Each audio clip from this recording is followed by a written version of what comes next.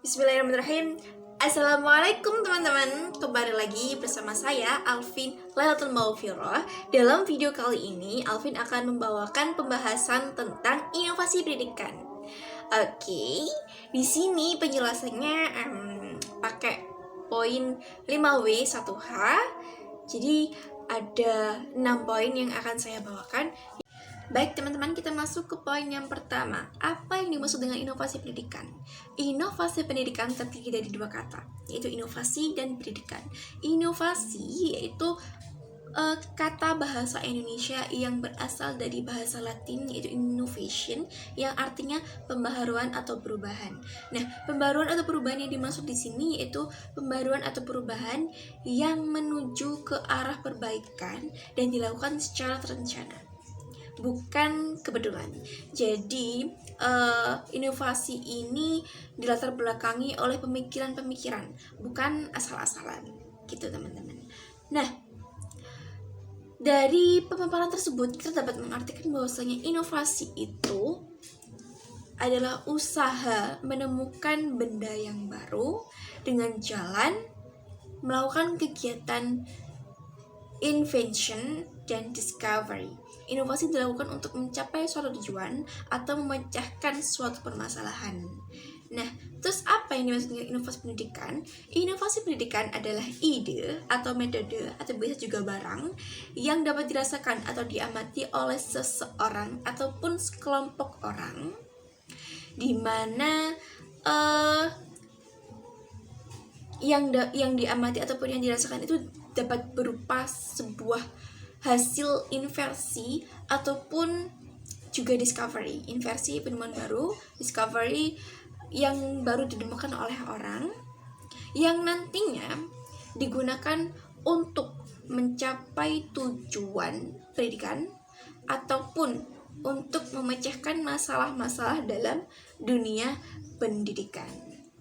Nah, inovasi pendidikan ini mencakup berbagai macam hal yang berhubungan dengan komponen sistem pendidikan, baik dalam artian yang sempit di suatu lembaga pendidikan ataupun dalam artian yang luas di dalam pendidikan nasional.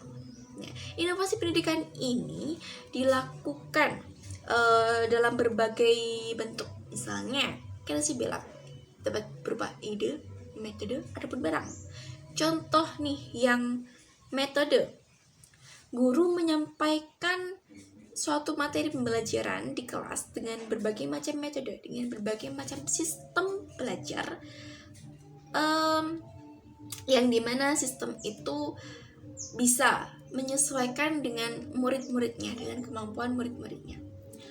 Atau barang, guru bisa menciptakan suatu media pembelajaran di mana media pembelajaran itu dapat membantu siswanya dalam memahami materi yang disampaikan.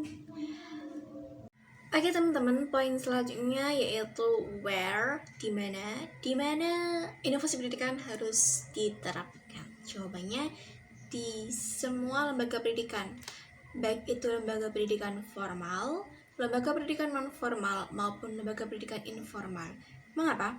Karena sesuai dengan tujuan dilaksanakannya inovasi pendidikan, yaitu untuk mencapai tujuan pendidikan dan untuk memecahkan permasalahan dalam dunia pendidikan, dan itu harus mencakup seluruh lembaga, karena setiap lembaga di dalam dunia pendidikan itu saling keterkaitan, yang dimana jika salah satunya tidak tercapai, maka tujuan pendidikan tidak akan bisa digapai. Seperti itu. Poin selanjutnya yakni when. Kapan inovasi pendidikan diterapkan oleh pemerintah, khususnya di pemerintah Indonesia ini ya? Kalau pada saat ini kita udah lihat banyak banget usaha-usaha yang dilakukan oleh pemerintah dalam meningkatkan mutu dan kualitas pendidikan di Indonesia. Nah, kalau yang dulu-dulu ini udah ada CBSA atau singkatan dari Cara Belajar Siswa Aktif yang merupakan kurikulum tahun 1984. Nah, CBSA ini sangat terkenal pada tahun 1980-an. Namun, di dunia pendidikan ini, CBSA mengalami penyimpangan Padahal dulunya itu CBSA sangat gencar-gencarnya disosialisasikan oleh pemerintah dan ahli-ahli pendidikan. Namun karena pendekatan yang bagus ini disalahgunakan, terjadi penyimpangan-penyimpangan, maka banyak sekali orang yang menyebut CBSA ini menjadi cah bodoh, soyo akeh dalam bahasa Jawa. Ya biasalah, mulutnya netizen emang kreatif banget ya teman-teman. Oke, selain CBSA ada apa lagi? Banyak banget. Tapi yang awal, inovasi pendidikan awal itu CBSA. Itu pada tahun 1984. Ada guru pamong. Terus juga ada sistem pengajaran modul, sistem belajar jarak jauh, terus standar nasional pendidikan, Badan Standar Nasional Pendidikan, pengembangan karir guru sertifikasi, pengembangan lesson study, dan masih banyak lagi. Dan itu terus berkembang semakin tahun karena permasalahan pendidikan yang semakin beragam. Seperti itu. Baik, selanjutnya poin who. Itu siapa? Siapa sih yang jadi sasaran dalam inovasi pendidikan? Yang pertama yaitu guru. Guru dipandang sebagai seseorang yang memiliki keahlian tertentu dalam pendidikan dan pembelajaran. Guru diberi tugas dan wewenang dalam mengelola kegiatan pembelajaran supaya tercapai tujuan tertentu, yaitu terjadinya perubahan tingkah laku siswa dengan yang sesuai dengan tujuan pendidikan dan tujuan institusional yang telah dirumuskan. Sasaran yang kedua yaitu siswa. Siswa sebagai objek utama dalam pendidikan memiliki peranan yang dominan. Keberhasilan suatu pembelajaran ditentukan oleh siswa. Bagaimana caranya dia menggunakan intelijensi, daya motorik, pengalaman, kemauan, dan komitmen yang dimiliki tanpa adanya paksaan. Peran siswa dalam inovasi pendidikan adalah sebagai penerima pembelajaran. Selain itu, dia juga sebagai pemberi materi kepada sesama temannya, petunjuk, bahkan guru bagi yang lainnya. Yang ketiga, kurikulum. Inovasi kurikulum terkait dengan gagasan atau praktek kurikulum yang baru dengan mengadopsi bagian-bagian yang potensial dari kurikulum tersebut dengan tujuan untuk memecahkan masalah atau mencapai tujuan tertentu. Tanpa adanya kurikulum, inovasi pendidikan tidak akan berjalan sesuai dengan tujuan inovasi. Oleh karena itu, dalam inovasi pendidikan harus dilakukan perubahan-perubahan yang sesuai dengan kurikulum yang sedang dijalankan. Fasilitas sangat menentukan inovasi pendidikan berjalan atau tidaknya. Kenapa? Karena tanpa fasilitas, pelaksanaan inovasi pendidikan tidak akan berjalan dengan baik. Kemudian yang kelima, lingkup sosial masyarakat. Yaps, masyarakat sangat mempengaruhi terlaksananya pendidikan. Karena tujuan pendidikan sesungguhnya adalah mengubah masyarakat menjadi lebih baik lagi. Dan perubahan ini ditujukan kepada siswa yang nantinya akan menjadi masyarakat di masa yang akan datang. Baik teman-teman, kita masuk ke poin yang kelima, why. Mengapa sih inovasi pendidikan itu ada? Oke, inovasi pendidikan diciptakan karena adanya permasalahan-permasalahan dalam pendidikan. Jadi, kalau nggak ada permasalahan dalam pendidikan berjalan mulus sesuai dengan apa yang udah dirancangkan, maka tidak akan ada inovasi pendidikan. Tetapi kita manusia mengalami perkembangan dalam berbagai hal. Perkembangan tersebut pastinya akan menimbulkan permasalahan-permasalahan karena tindakan manusia. Oke, teman-teman, titik pangkal pembaruan pendidikan adalah masalah pendidikan yang aktual, yang secara sistematis akan dipecahkan dengan cara inovatif. Jadi, kalau misal nih, sekarang ini kan kita dikenai dengan permasalahan pandemi.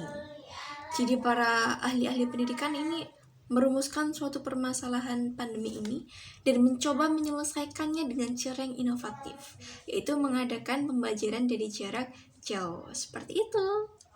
Baik, selanjutnya poin yang terakhir, how, bagaimana. Bagaimana sih faktor-faktor yang mempengaruhi terlaksananya inovasi pendidikan? Oke, faktor-faktor yang mempengaruhi inovasi pendidikan itu ada 3. Secara keseluruhan ya, secara rangkuman sebenarnya banyak banget, tapi yang ingin saya jelaskan di sini ada 3 aja. Yang pertama, faktor kegiatan belajar mengajar.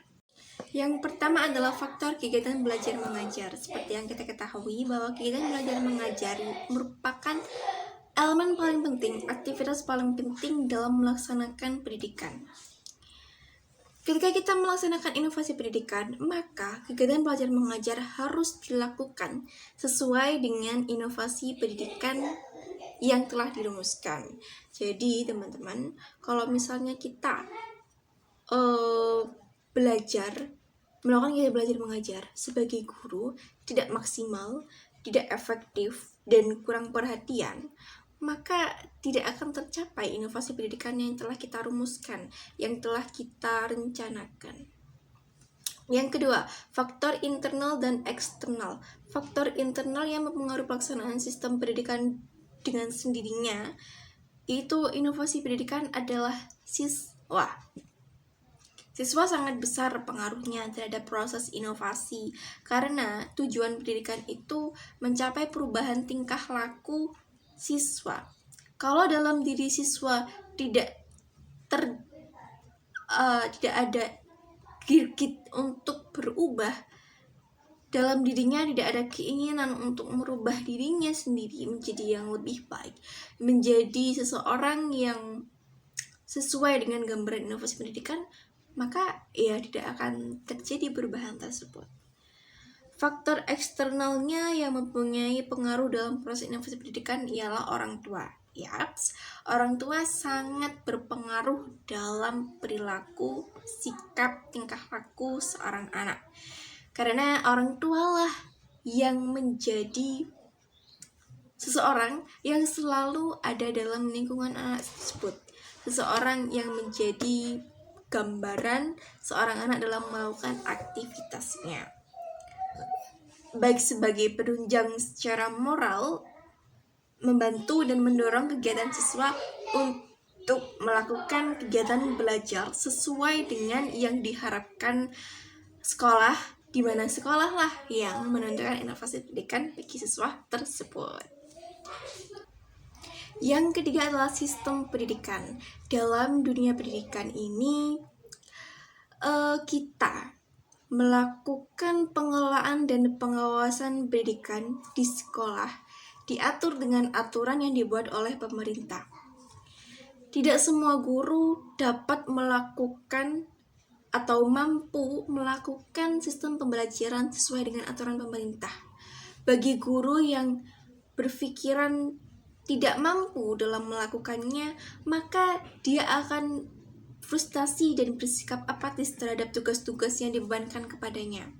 Tetapi bagi guru yang merasa mampu melakukannya, beliau akan bisa untuk melakukan sesuai dengan aturan pemerintah.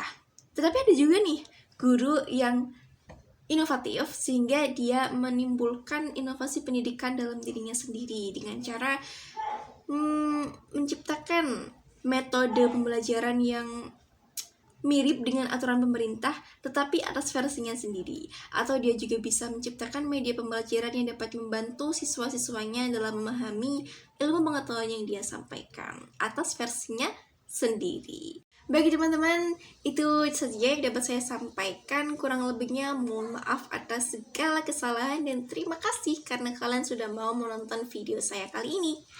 Oke, akhir kata, buah kedondong, buah semangka, buah nangka, buah durian. Itulah nama-nama buah.